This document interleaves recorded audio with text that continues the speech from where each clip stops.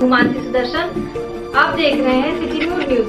मैं आप सभी दर्शकों का करती हूँ स्वागत। अब बढ़ते हैं खबरों की तरफ। जिला अस्पताल में कायाकल्प के मानकों की जांच के लिए राज्य स्तरीय 3 सदस्यीय टीम पहुंची। मंगलवार को टीम ने अस्पताल परिसर में मानकों का गहनता से निरीक्षण किया और अस्पताल में रखरखाव समेत 8 बिंदुओं की गुणवत्ता की जांच की। सरकारी अस्पतालों की व्यवस्था को सुधारने के लिए कायाकल्प योजना चलाई जा रही है। इसमें अस्पतालों में स्वच्छता को बढ़ावा देने के लिए जैविक कचरा निस्तारण, संक्रमण नियंत्रण, सुदृढ़ीकरण, सहायक सेवा में वृद्धि, चिकित्सालय का सुंदरीकरण व पर्यावरण की जांच की जाती है। योजना के तहत अस्पताल का 3 चरणों में आकलन किया जाता है। प्रथम आकलन स्वयं अस्पताल के स्तर से होता है। दूसरा आकलन के लिए बाहरी जनपद के डॉक्टरों की टीम आती है। तीसरे आकलन राज्य स्तरीय टीम के स्तर से होता है। इस दौरान अस्पताल 70% अंक पाता है तो उसे कायाकल्प योजना के तहत चयनित कर लिया जाता है। स्टेट कंसल्टेंट अरुणेश तिवारी ने बताया कि शनिवार को राज्य स्तरीय 3 सदस्यीय टीम ने जिला अस्पताल का फाइनल आकलन किया। इस टीम ने 8 बिंदुओं पर अस्पताल की सुविधाओं को अपनी कसौटी पर परखा है। टीम ने सुविधाओं के साथ ही अस्पताल कैंपस में वाहन पार्किंग व एम्बुलेंस पार्किंग व्यवस्थाओं को परखा गया। चेकलिस्ट के अनुसार प्रत्येक बिंदु पर टीम द्वारा अलग अलग मार्किंग किया जाएगा। निरीक्षण से पहले टीम ने अस्पताल में दी जा रही सुविधा की जानकारी ली। सीएमएस डॉक्टर CBN त्रिपाठी ने बताया कि कायाकल्प के माध्यम से चिकित्सालय का मूल्यांकन प्रतिवर्ष होने वाली प्रक्रिया है, जिसके द्वारा चिकित्सालय में दी जाने वाली सेवा एवं उनकी गुणवत्ता में क्रमिक रूप से सुधार होता है। ये कायाकल्प की टीम है जो प्रतिवर्ष आती है। जो ऐसे भी संस्थान हैं जो श्रेष्ठ कोट के कार्य कर रहे हैं, उनका मापदंड होता है। उसके आधार पर उसका अंक देते हैं। अंक के आधार पर पुरस्कार दिया जाता है। उसके अनुसार हम जो कमियां हैं उसके और दूर करते आते हैं। इसलिए हम धीरे धीरे जो है सर्वश्रेष्ठ की तरफ बढ़ रहे हैं। उस प्रक्रिया का एक अंग है। अभी तक निरीक्षण के दौरान क्या कुछ कमियां मिली हैं? नहीं, अभी निरीक्षण के उपरांत वो भेजेंगे लिख करके, यहाँ नहीं हमें बताया जाएगा, बाद में आएगा। वो ऐसी कमियां नहीं, बड़ी कमी, बहुत छोटी माइन्यूट चीज़ें होती हैं जो कि यहाँ नाली में जरा सा डिफेक्ट है तो बताएंगे। कहाँ गए निरीक्षण? पूरा अस्पताल देखें, कोई चीज़ बचेगी नहीं, सब। पहले क्लियर कर दूं, ये निरीक्षण नहीं है, ये भारत सरकार की कायाकल्प अवार्ड योजना है, जिसमें किसी भी चिकित्सालय की साफ सफाई को देखने के बाद उनको अवार्ड मनी दी जाती है। अगर उन्होंने अच्छा काम किया है तो उनको एक पारितोषिक रूप में पैसा दिया जाता है कि और अच्छा वो काम कर सकें। हम लोग सिर्फ उस प्रक्रिया के अंतर्गत इसका असेसमेंट करने आए हैं एज ए असेसर। ये कोई निरीक्षण नहीं है, ये कोई कमी बताने वाली चीज़ नहीं है। यह है कि हम देख रहे हैं और जो भी गैप्स होंगे वो हम बाद में इनको लिखित रूप से भेज देंगे। ये उसको बाद में जो पैसा दिया जाएगा उससे वो सही कर लेंगे। मेरा नाम अरुणेश तिवारी है, मैं स्टेट कंसल्टेंट क्वालिटी हूँ और हम सभी लोग एज ए असेसर यहाँ पर आए हुए हैं। धर्मनगरी अयोध्या में मंदिर निर्माण के साथ श्रद्धालुओं की संख्या में भी बड़ा इजाफा हो रहा है, जिसे देखते हुए केंद्र व राज्य सरकार अयोध्या की व्यवस्थाओं को बढ़ाए जाने का कार्य तेज कर दिया है। आने वाले महीनों में जहां भगवान श्री राम के भव्य मंदिर निर्माण को देखने के लिए लाखों श्रद्धालु अयोध्या पहुंचेंगे। रेलवे के GM आशुतोष गंगल ने अयोध्या रेलवे स्टेशन का निरीक्षण किया और स्टेशन निर्माण के कार्यों को गति देने की तैयारियां शुरू कर दी हैं। रेलवे GM आशुतोष गंगल ने कहा है कि अयोध्या में रेलवे स्टेशन का विस्तार हो रहा है। फेज 1 की बिल्डिंग बनकर तैयार है, फिनिशिंग का काम चल रहा है, कुछ फिनिशिंग चल रही है, वहाँ भी थोड़े समय में तैयार हो जाएगा। उसको देखते हुए यह निर्णय लिया गया है कौन क्वार्टर्स एंड किया जाए। इसके लिए प्राइवेट लाइनें एकोरेशन करना पड़ेगा। यह देखना हम लोग आए थे और प्राइवेट एकोरेशन के लिए आगे कदम उठाया जाएगा। स्टेट गवर्नमेंट से हम लोग लैंड प्राप्त कर चुके हैं, उसमें जो कार्य होना है वह चल रहा है। साथ ही साथ डबलिंग का कार्य चल रहा है। बाराबंकी से लेकर अयोध्या होते हुए अकबरपुर, फिर वहां से जौनपुर तक डबलिंग हो रहा है। यह कार्य अलग अलग जगहों पर धीरे धीरे ओपन हो रहा है। हम लोग दिसंबर 23 तक यह कार्य पूरा करने का लक्ष्य रखे हुए हैं। जहां जहां कार्य कंप्लीट होगा वहां सेक्शन ओपन कर देंगे। देखिए, आपको जैसा मालूम है, अयोध्या में रेलवे स्टेशन का विस्तार हो रहा है और फेज़ 1 की बिल्डिंग जिसमें हम खड़े हुए हैं ये लगभग तैयार है। कुछ फिनिशिंग एक्टिविटीज़ चल रही हैं, वो भी थोड़े समय में तैयार हो जाएंगी। मैं आशा है कि हम इसे जल्दी ही अगले 2-3 महीनों में इसे यात्रियों के लिए ओपन कर देंगे और बाकी जो कॉन्कोर्स का कार्य है और दूसरे कार्य हैं वो चलते रहेंगे। जब कंप्लीट हो जाएंगे तो कनेक्ट कर देंगे, लेकिन उससे स्टेशन की कमिश्निंग में कोई अंतर नहीं आएगा। फिर फुटफॉल्स को जो अनुमान था उसको देखते हुए ये निर्णय ले लिया गया है कि इसमें एक कॉन्कोर्स ऐड किया जाएगा, लेकिन उसके लिए दूसरी साइड हमें प्राइवेट लैंड एक्विजिशन करना पड़ेगा, जिसके लिए हम लोग अभी यही देखने आए थे और प्राइवेट लैंड एक्विजिशन के लिए आगे कदम उठाए जाएंगे। स्टेट गवर्नमेंट से हमको लैंड प्राप्त हो चुकी है और उस पर जो हमारा कार्य हो रहा है वो चल रहा है। साथ साथ डबलिंग का कार्य चल रहा है। सेक्शन का पूरा बाराबंकी से लेके अयोध्या होते हुए अकबरपुर और वहाँ से फिर जौनपुर तक का डबलिंग हो रहा है और ये कार्य अलग अलग जगहों पर धीरे धीरे हम ओपन कर रहे हैं और अगले साल के अंत तक यानी दिसंबर 23 तक हम लोग इस कार्य को पूरा करने का लक्ष्य रखे हुए हैं। ऐड होने का प्रस्ताव है जो हम लोगों ने अभी रेलवे बोर्ड भेजा है और साथ साथ उसके लिए लैंडिंग के लिए कुछ ज़मीन की आवश्यकता होगी जो प्राइवेट लैंड है, उसका एक्विजिशन करने का हम लोग प्रस्ताव रेलवे बोर्ड की अनुमति लेके फिर स्टेट राज्य सरकार के पास भेजेंगे। अभी भेजा नहीं है, भेजेंगे। साथ साथ हम लोग इसमें चेष्टा ये करेंगे कि जो कॉन्कोर्स बने तो इसमें यात्रियों की सुविधा की सारी वस्तुएं अवेलेबल रहें। अयोध्या शहर के खवासपुरा गुरुद्वारे गली के रहने वाले ऋषि सिंह की आवाज़ अब पूरी दुनिया सुनने वाली है। 19 वर्षीय ऋषि ने सोनी एंटरटेनमेंट चैनल पर प्रसारित होने वाले इंडिया आइडल 13 के सीज़न के टॉप 15 में जगह बना ली है। हालांकि शो आज से ऑन एयर होगा, लेकिन प्रोग्राम की रिकॉर्डिंग हो चुकी है। 15-15 प्रतिभागियों में ऋषि भी पहुंच चुके हैं। पहला गाना गाया तो मंच पर बैठे बॉलीवुड के टॉप म्यूजिशियन व सुपर सम्राट विशाल ददलानी, हिमेश रेशमिया व नेहा कक्कड़ झूम उठे।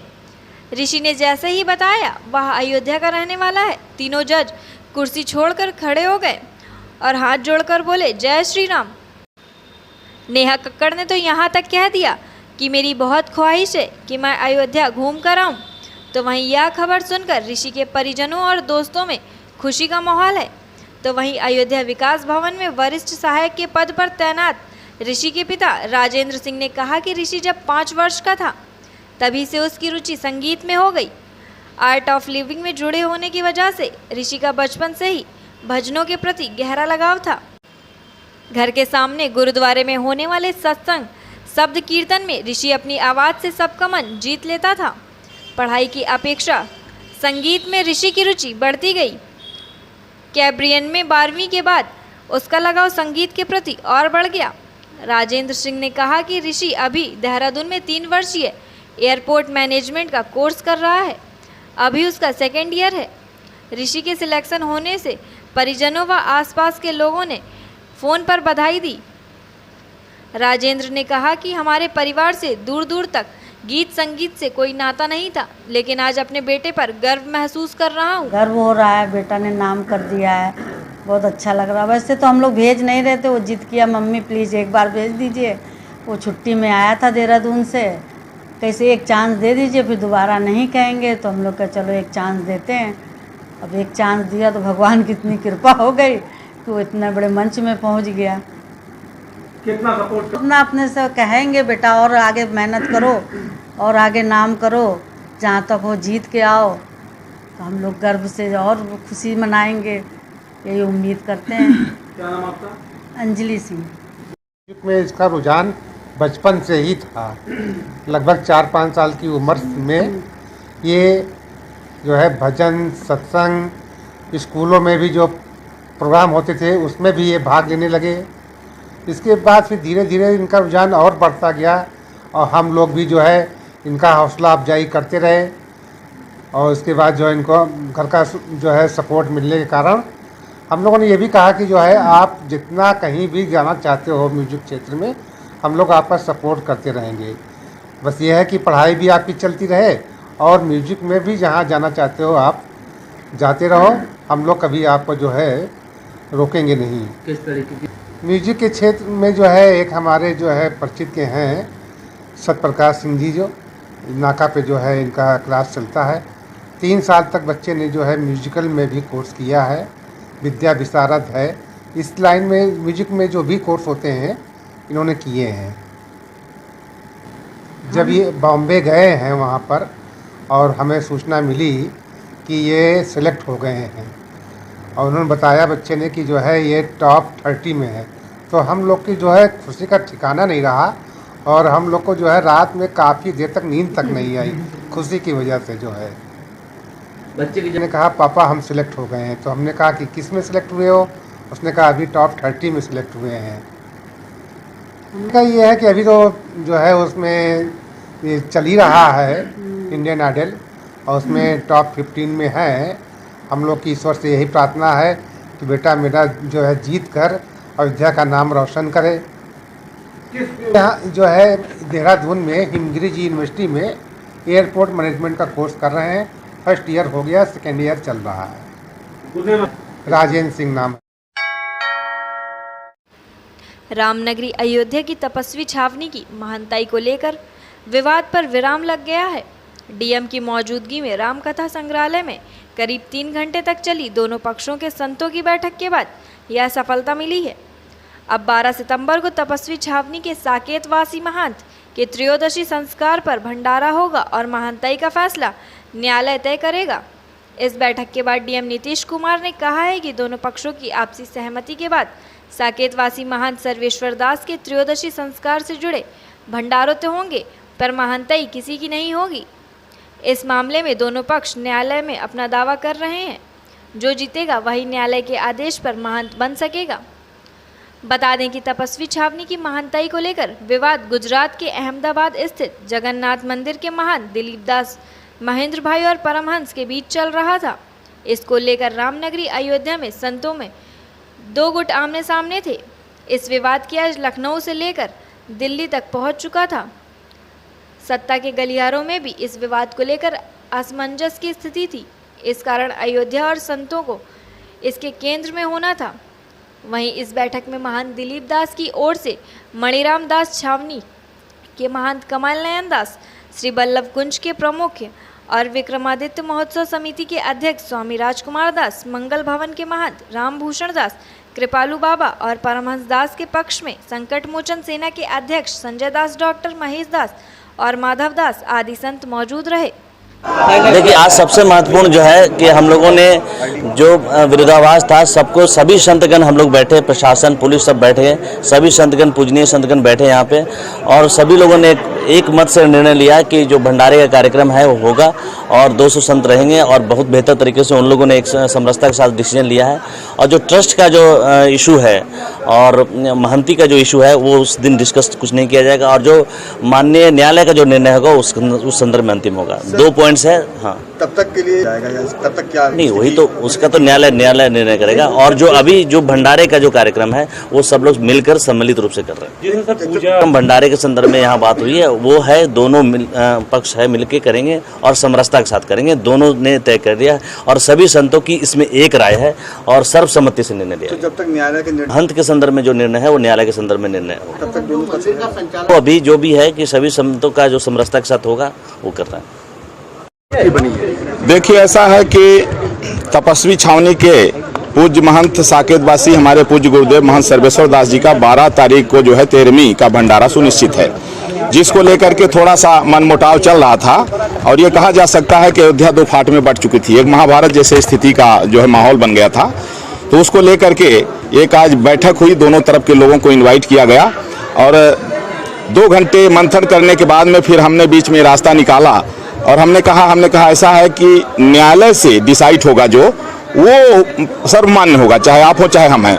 अब उसके पहले 13 तारीख को एक सर्वसम्मति से भंडारा मिलकर के कर लिया जाए और इस पर जो है सहमति भी बन गई है।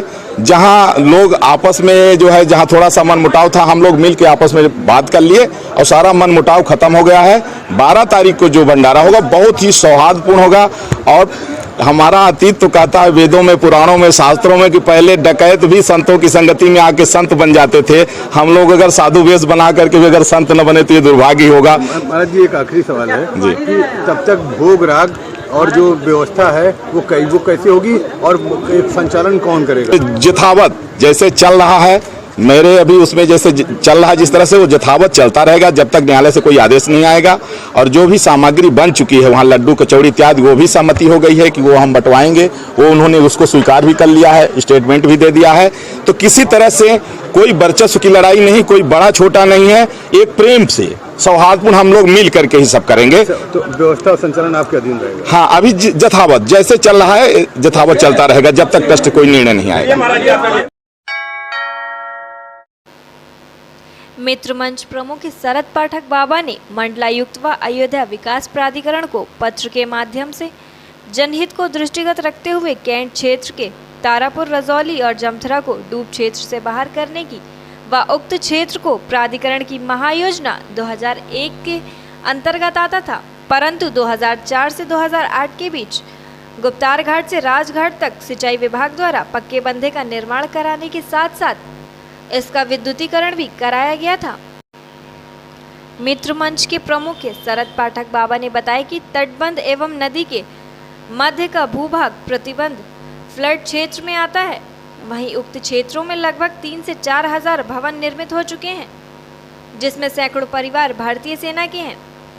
इन सब की रजिस्ट्री आवासीय में होती है और उसका दाखिला खारिज भी राजस्व विभाग द्वारा होता है। इन क्षेत्रों में बिना किसी नोटिस के प्राधिकरण के द्वारा सैकड़ों लोगों के प्लाट को ध्वस्त कर दिया गया, जो अत्यंत निंदनीय है। डूब क्षेत्र में हजारों लोगों ने प्लाट और आवास बनवा लिया है, जिसे नगर निगम द्वारा हाउस टैक्स, वाटर टैक्स दिया जाता है, विद्युत सप्लाई दिया जाता है और उसका बिल भी दिया जाता है। यहाँ तक कि उक्त क्षेत्र में सैकड़ों प्रधानमंत्री आवास योजना के आवास भी बने हुए हैं। वहाँ के लोग मतदाता सूची में भी दर्ज हैं।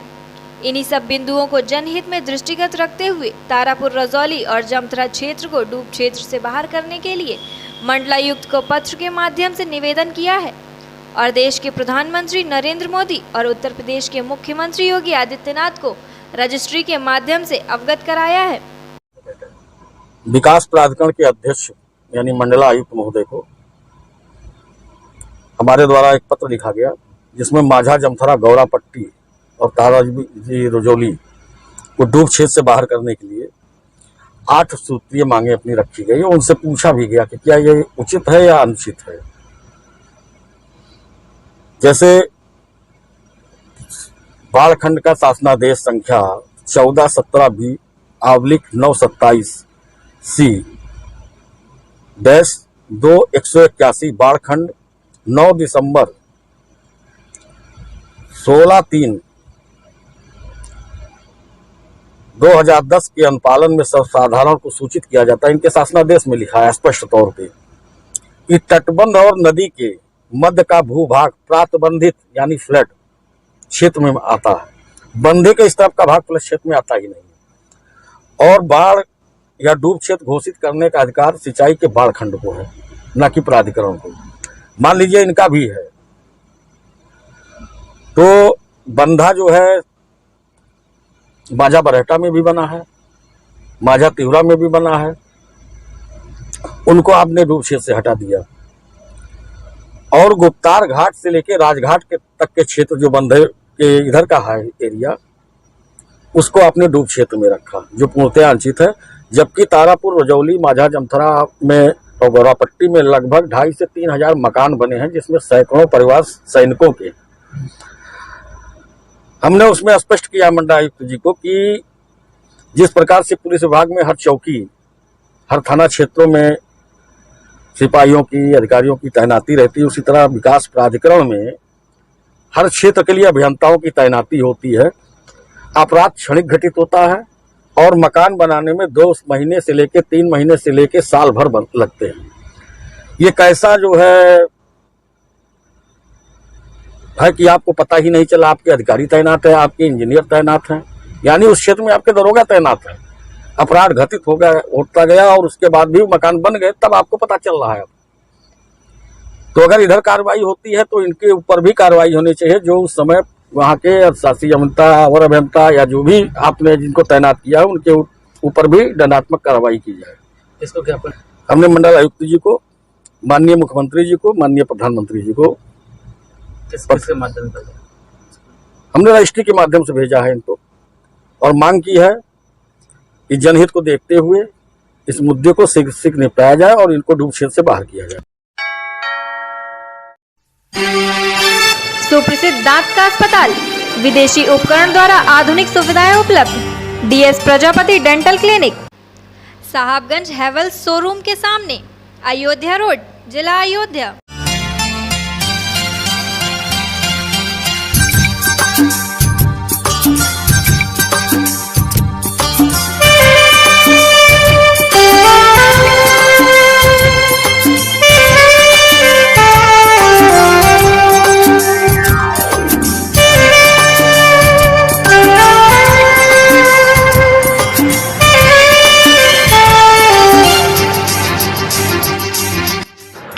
दांतों की सफाई अल्ट्रासोनिक आधुनिक उपकरणों के द्वारा की जाती है।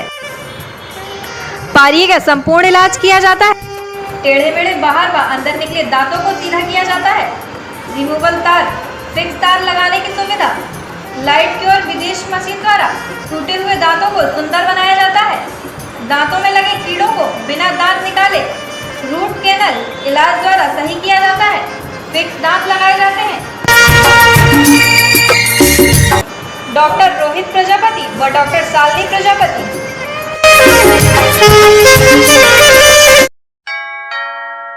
आज के लिए बस इतना ही। कल फिर मिलेंगे इसी समय इसी चैनल पर। अब हमें दीजिए इजाजत। नमस्कार।